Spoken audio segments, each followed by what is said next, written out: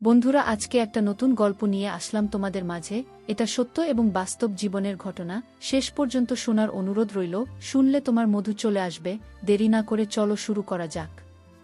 আমার নাম রিনা খান। আমি একজন খুব সুন্দরী তরুণী বিধবা। আমার বয়স ২০ বছর। প্রত্যেক দিন রাতে আমার দেওর তেল মালিশ করে দিত। তারপর একদিন আমার পায়ে তেল মালিশ করতে করতে ও আমার সঙ্গে যা করেছিল সেটা শুনে আপনারা অবাক হয়ে যাবেন। আমার বয়স যখন ১৭ বছর তখন আমার বাবা মা আমাকে বিয়ে দিয়েছিল। তারপর আমার বিয়ের কয়েক বছর পরেই তো স্বামী মারা যায়।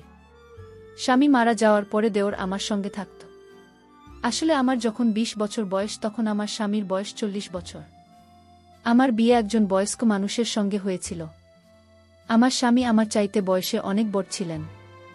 আমি যেহেতু গরিব পরিবার থেকে এসেছিলাম, তাই আমার বাবা মা ভেবেছিল আমার স্বামীর বয়স অনেক বেশি হলেও সে অনেক সম্পত্তির মালিক।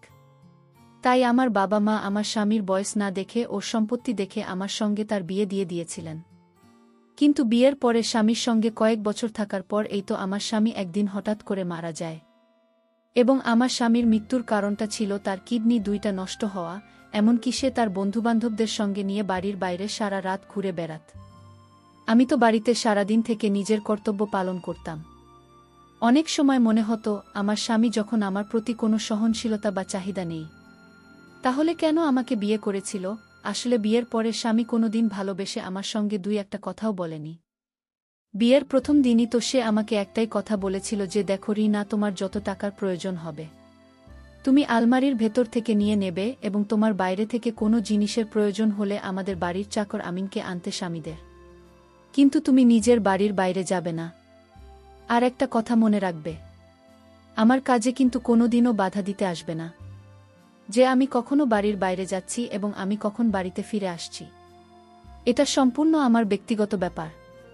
ওই সময় আমার বয়স যেহেতু কম ছিল, তাই আমি স্বামীর কথার মানে কতটা বুঝতে পারিনি যে সে তো শুধুমাত্র আমার সঙ্গে বিয়ে করে একটা দায়িত্ব পালন করেছিল। কিন্তু আমার স্বামীর তো সংসারের প্রতি কোনো মনোযোগ ছিল না। এমন নয় যে স্বামী আমার সঙ্গে কথা বলতো না, সে আমার সঙ্গে তার প্রয়োজনমাফিক কথা বলতো। কিন্তু আমি তার অর্ধাঙ্গিনী হয়ে গিয়ে তার কাছ থেকে ভালোবাসা পাওয়ার আশা করেছিলাম।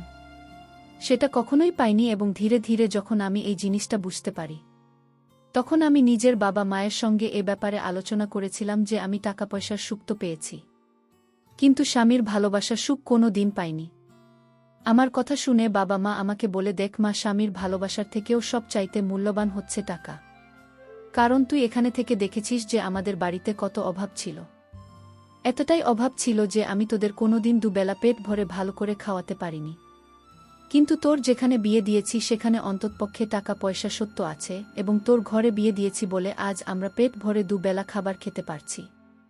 তাই এগুলো সামান্য ছোটখাটো ব্যাপার নিয়ে একদম মন খারাপ করবে না। আমার বাবা মা তো এসব কথা বলে আমাকে বুঝিয়ে শ্বশুরবাড়িতে পাঠিয়ে দিত। কিন্তু আমার বাবা মা কোনোদিন আমার মনের অবস্থাটা বুঝতে পারেনি যে টাকা পয়সা থাকলে তো ভালো মন্দ জিনিস কিনে পেট ভরে খাওয়া হবে, কিন্তু টাকা পয়সা দিয়ে তো কখনো ভালোবাসা পাওয়া যায় না। আসলে আমার স্বামী আমাদের বিয়ের পরে কিন্তু আমার গরিব বাবা মাকে প্রতি মাসে টাকা পয়সা দিয়ে সাহায্য করত। এবং এটার জন্য আমি খুব খুশি ছিলাম যে আমার স্বামী অন্ততপক্ষে আমার গরিব বাবা মায়ের ব্যাপারে তো এতটা ভাবে। কিন্তু আমার স্বামী আমার প্রতি যত্নশীল বা দায়িত্বশীল কখনোই ছিল না। এইভাবেই আমার জীবনটা চলছিল। আমি ঘরে থেকে আমার দায়িত্ব পালন করতাম, আর আমার স্বামী প্রত্যেক দিন নিজের বন্ধুবান্ধবদের সঙ্গে আড্ডা দিত। এইভাবে কয়েকটা বছর কেটে যাওয়ার পরে যখন আমার স্বামী হঠাৎ করে মারা যায়, তখন আমি কিন্তু সম্পূর্ণভাবে একা হয়ে পড়ি এবং আমাকে ওই অবস্থায় দেখে আমার দেওর আর বিদেশে যায়নি। আসলে আমার দেওর ছোট থেকেই বাইরে পড়াশোনা করত। কারণ আমার স্বামী খুব ভালো করেই জানেন যে তার ভাই যদি তার কাছে থাকে তাহলে সেও কিন্তু তার মতোই হয়ে যাবে। তাই আমার বোন নিজের ভাইয়ের ভালো ভবিষ্যতের কথা ভেবে তাকে বাইরে রেখেছিল। আর আমার শ্বশুর শাশুড়ি তো অনেক আগেই মারা গিয়েছিল। এদিকে আমার দেওরের বয়স ১৫ বছর হলেও তাকে দেখে তো মনে হতো না যে সে একজন ১৫ বছরের ছেলে। স্বামী মারা যাওয়ার পরে আমি অনেক বেশি খামখেয়ালি হয়ে পড়েছিলাম। আমার তো কারো সঙ্গে কথা স্বামীকেও ভাল লাগত না। যতই হোক না কেন, একটা বিধবা মহিলা, একটা মহিলার মধ্যে অনেকটা পার্থক্য রয়েছে। তারপর স্বামীর মারা যাওয়ার পরে বেশ কিছুদিন পর্যন্ত আমাদের বাড়িতে স্বামীর আত্মীয় স্বজনেরা ছিল। ওই সময় তো নিজের মনের কষ্টটা কান্নার মাধ্যমে তাদের সামনে প্রকাশ করে নিজেকে একটু হালকা করতাম। কিন্তু আমাদের বাড়ি থেকে আত্মীয় স্বজনদের চলে যাওয়ার পরে আমি আরও বেশি ভেঙে পড়েছিলাম। তখন অত বড় বাড়িটা দেখে মনে হতো এ বাড়িটা যেন আমাকে খেতে আসছে। আমার স্বামী আমাকে ভালো না বাসলেও তার সঙ্গে থাকার একটা অভ্যাস পরিণত হয়েছিল আমার। আমাদের বাড়ি থেকে যখন আত্মীয় স্বজনেরা চলে যায় তারপরে সেদিন সন্ধেবেলায় আমি যখন একটা সাদা ধবধবে শাড়ি পরে নিজের ঘরের জানালায় একটা কোণায় বসে বাইরের দিকে তাকিয়েছিলাম, তখন আমার দেওর হঠাৎ করে দরজায় আওয়াজ দিয়ে জিজ্ঞেস করল ভাবে ঘরের ভিতরে আসতে পারি। দেওরের আওয়াজ পেয়ে আমি নিজের চোখ থেকে গড়িয়ে পড়া চোখের জল মুছে তার দিকে তাকিয়েছিলাম। হ্যাঁ, ভেতরে আসতে পারো। আমার ঘরের ভেতরে এসে আমার ঘাটে বসো। ভাবি, আমি জানি এই সময় তুমি নিজেকে খুব একা মনে করছো, কিন্তু তুমি চিন্তা করো না, আমি তোমাকে এই অবস্থায় ছেড়ে দিয়ে কোথাও যাব না। আমি সিদ্ধান্ত নিয়েছি যে আমি নিজের বাকি পড়াশোনায় বাড়িতে থেকে কমপ্লিট করব। দেওয়ার কথা শুনে আমি খুব খুশি হয়েছিলাম, এটা ভেবে যে যাক কেউ আছে যে আমার ব্যাপারে ভাবতে পারে। এমনকি প্রত্যেক দিন সকালে আমার ঘুম থেকে ওঠার আগেই দেওর আমার ঘরে আসত আমাকে দেখার জন্য যে আমি ঠিক আছি কিনা। এমনকি সে মাঝে মধ্যে আমার জন্য সকাল সকাল চা করে নিয়ে আসত। এমনকি সে যখন ফ্রি থাকত তখন আমার সঙ্গে বসে ঘন্টার পর ঘন্টা গল্প করত, আমাকে হাসানোর চেষ্টা করত।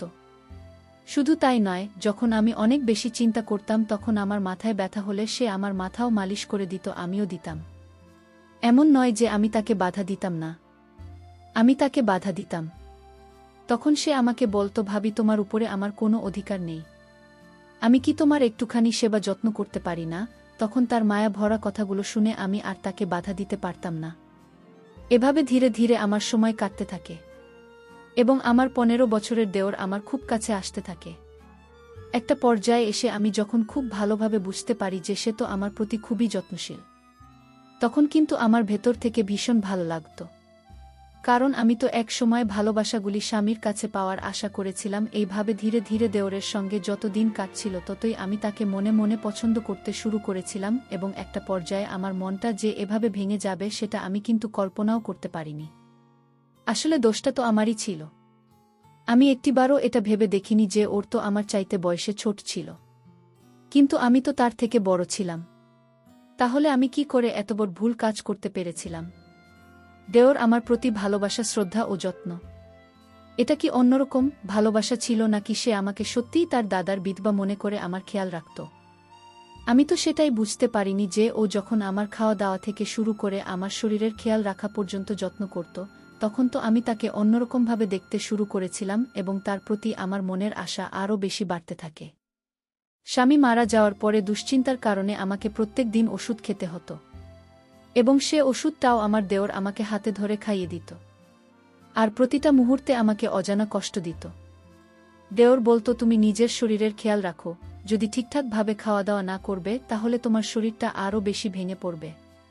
এবং দাদাকে তো আমি হারিয়ে ফেলেছি, তাই আমি তোমাকে কোনোমতে হারাতে চাই না। দেওয়ালের মুখ থেকে এত ভালো ভালো কথা শুনে আমি তো তাকে অন্য কিছুই ভাবতে শুরু করেছিলাম এবং ধীরে ধীরে ওকে দেখে আমার মনের মধ্যে যে অনুভূতিটা হতো সেটা তো ভালোবাসার দিকে গড়িয়ে যাচ্ছিল। ধীরে ধীরে আমি তাকে ভালোবাসতে শুরু করেছিলাম।